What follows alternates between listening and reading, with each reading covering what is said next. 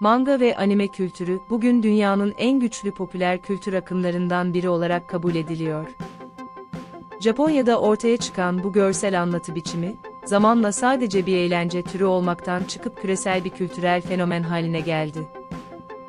Manga ve anime yalnızca çizgi roman ve animasyon üretimi değil, aynı zamanda bir anlatım dili, estetik anlayışı, toplumsal ifade biçimi ve ekonomik sektör olarak da dünya kültürünü derinden etkiledi. Günümüzde milyonlarca insanın hayatında yer alan bu kültürün temelleri aslında oldukça eskiye dayanır. Japonya'daki görsel hikaye anlatımı geleneği Edo dönemine kadar uzanır.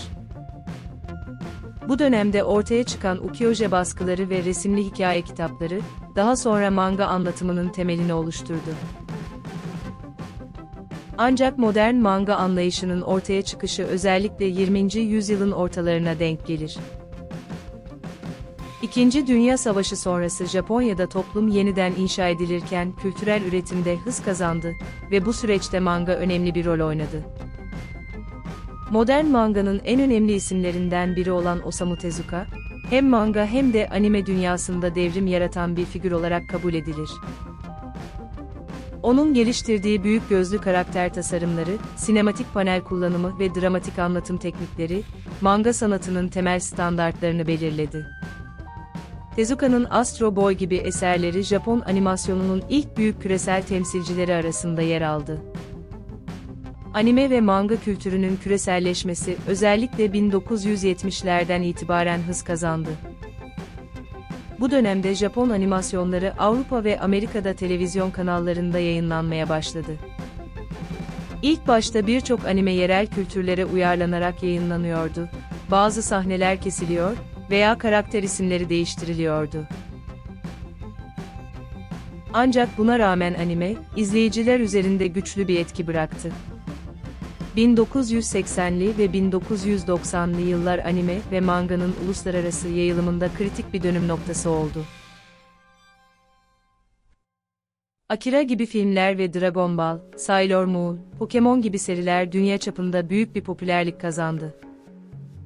Özellikle Dragon Ball ve Pokemon gibi yapımlar, çocuklardan yetişkinlere kadar geniş bir izleyici kitlesine ulaştı ve Japon popüler kültürünü küresel sahneye taşıdı. Bu yapımlar sayesinde anime, Batı dünyasında sadece çocuklara yönelik bir animasyon türü olarak değil, farklı yaş gruplarına hitap eden ciddi bir anlatı biçimi olarak görülmeye başladı.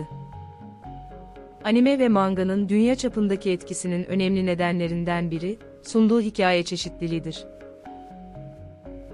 Batı animasyonlarında uzun süre boyunca daha çok çocuklara yönelik basit hikayeler anlatılırken, Japon anime ve manga eserleri çok daha geniş temalara sahipti. Felsefi konular, politik eleştiriler, psikolojik dramalar, bilim kurgu senaryoları ve varoluşsal sorgulamalar anime dünyasında sıkça işleniyordu.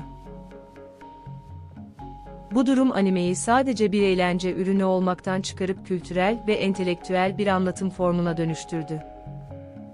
Ghost in the Shell gibi eserler yapay zeka ve insan bilinci üzerine derin tartışmalar sunarken, Neon Genesis Evangelion psikolojik ve dini sembollerle dolu karmaşık bir anlatı kurdu. Attack on Titan ise otorite, savaş ve insan doğası üzerine sert bir politik alegori olarak yorumlandı. Bu tür anlatılar animeyi dünya çapında akademik incelemelerinde konusu haline getirdi. Anime ve manga kültürünün küresel etkisi sadece hikaye anlatımıyla sınırlı kalmadı. Görsel estetik anlayışı da dünya sanatını ciddi şekilde etkiledi. Japon animasyonlarının kendine özgü çizim stili, karakter tasarımları ve sahne kompozisyonları birçok sanatçı ve animasyon stüdyosu için ilham kaynağı oldu.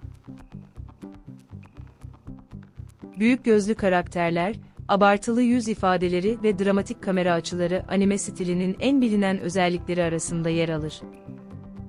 Bu estetik anlayış özellikle Batı animasyonlarında ve video oyunlarında görülmeye başladı.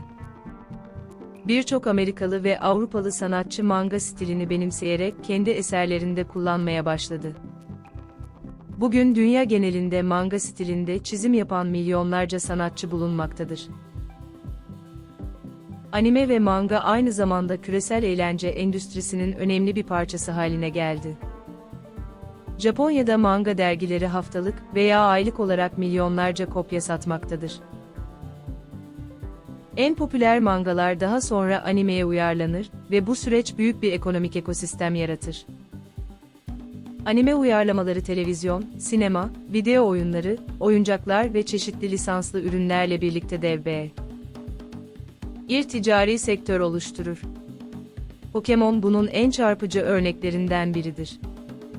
Pokémon sadece bir anime veya video oyunu değil, aynı zamanda dünyanın en büyük medya markalarından biridir. Pokémon kartları, oyuncakları, oyunları ve filmleri milyarlarca dolarlık bir ekonomi yaratmıştır. Anime ve manga kültürü aynı zamanda cosplay ve fandom kültürünün büyümesine de büyük katkı sağlamıştır. Cosplay, hayranların sevdikleri karakterlerin kostümlerini giyerek onları canlandırdığı bir etkinlik türüdür. Bu kültür özellikle anime ve manga hayranları arasında çok yaygındır. Dünyanın birçok yerinde düzenlenen büyük etkinliklerde binlerce cosplay sanatçısı bir araya gelir. Comic-Con, Anime Expo ve Japon Expo gibi etkinlikler yüz binlerce ziyaretçi çeken dev organizasyonlara dönüşmüştür. Bu etkinliklerde hayranlar yalnızca kostüm giymekle kalmaz, aynı zamanda sanat eserlerini paylaşır, yeni anime ve manga serileri hakkında tartışır ve yaratıcı projeler üretir. Anime ve manga kültürünün küresel yayılımında internetin rolü de son derece önemlidir. 2000'li yıllardan itibaren internetin yaygınlaşmasıyla birlikte anime hayran toplulukları hızla büyüdü. Online forumlar, fan siteleri ve sosyal medya platformları sayesinde insanlar dünyanın farklı yerlerinden anime hakkında konuşmaya başladı. Hayranlar kendi çizimlerini, hikayelerini ve teorilerini paylaşarak anime kültürünü daha da genişletti. Fan art ve fan fiction gibi kavramlar anime fandomunun önemli parçaları haline geldi. İnternet aynı zamanda anime dağıtımını da değiştirdi.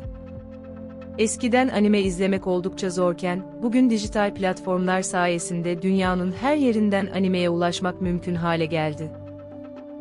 Dijital yayın platformlarının yükselişi anime endüstrisini tamamen değiştirdi.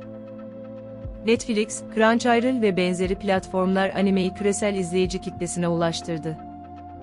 Artık yeni çıkan anime serileri Japonya ile aynı anda dünya çapında yayınlanabiliyor. Bu durum anime üretiminin de artmasına yol açtı. Daha fazla stüdyo, daha fazla proje ve daha fazla uluslararası yatırım anime sektörünü büyüttü. Bugün anime endüstrisi milyarlarca dolarlık bir ekonomik değere sahiptir. Anime ve manga kültürü aynı zamanda Japonya'nın yumuşak gücünün en önemli araçlarından biri olarak görülür. Yumuşak güç, bir ülkenin kültürel etkisi yoluyla diğer toplumlar üzerinde etki yaratması anlamına gelir. Anime ve manga sayesinde Japon kültürü dünya çapında büyük bir görünürlük kazandı. Japon yemekleri, gelenekleri, mimarisi ve dili anime aracılığıyla tanıtıldı. Birçok insan Japonya'ya olan ilgisini anime sayesinde geliştirdi. Bu durum turizmi de artırdı. Tokyo'daki Akihabara bölgesi anime ve manga kültürünün merkezi haline geldi.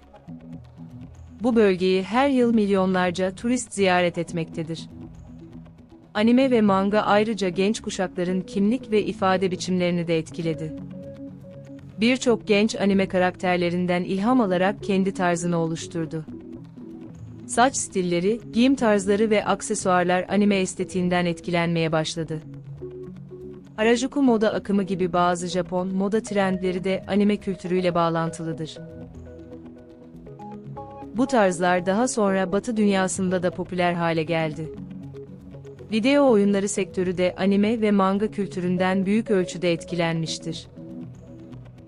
Japon oyun şirketleri anime estetiğini oyun tasarımına entegre ederek dünya çapında büyük başarılar elde etti. Final Fantasy, Zelda ve Persona gibi oyun serileri anime tarzı anlatım ve görsel estetik kullanarak geniş hayran kitleleri oluşturdu. Aynı zamanda birçok anime serisi video oyunlarına uyarlanarak farklı medya alanlarında genişledi. Anime ve manga kültürü akademik dünyada da önemli bir araştırma konusu haline geldi. Üniversitelerde anime ve manga üzerine dersler verilmeye başlandı. Kültürel çalışmalar, medya teorisi ve sanat tarihi alanlarında anime üzerine birçok akademik makale ve kitap yazıldı. Araştırmacılar animeyi modern mitoloji, kültürel kimlik ve küreselleşme bağlamında incelemektedir. Anime ve manga aynı zamanda farklı kültürlerin birbirini anlamasına katkı sağlayan bir köprü görevi görmektedir. Japon kültürüne ait birçok değer ve gelenek anime aracılığıyla dünya izleyicisine aktarılır. Onur, dostluk, fedakarlık ve azim gibi temalar anime hikayelerinde sıkça işlenir. Bu temalar farklı kültürlerden insanların ortak duygularını yansıttığı için anime evrensel bir anlatım gücüne sahiptir. Anime ve manga kültürünün geleceği de oldukça parlak görünmektedir. Teknolojinin gelişmesiyle birlikte animasyon teknikleri daha da ilerlemekte ve yeni hikayeler ortaya çıkmaktadır. Yapay zeka destekli animasyon, sanal gerçeklik deneyimleri ve interaktif hikayeler anime anlatımının yeni sınırlarını oluşturabilir.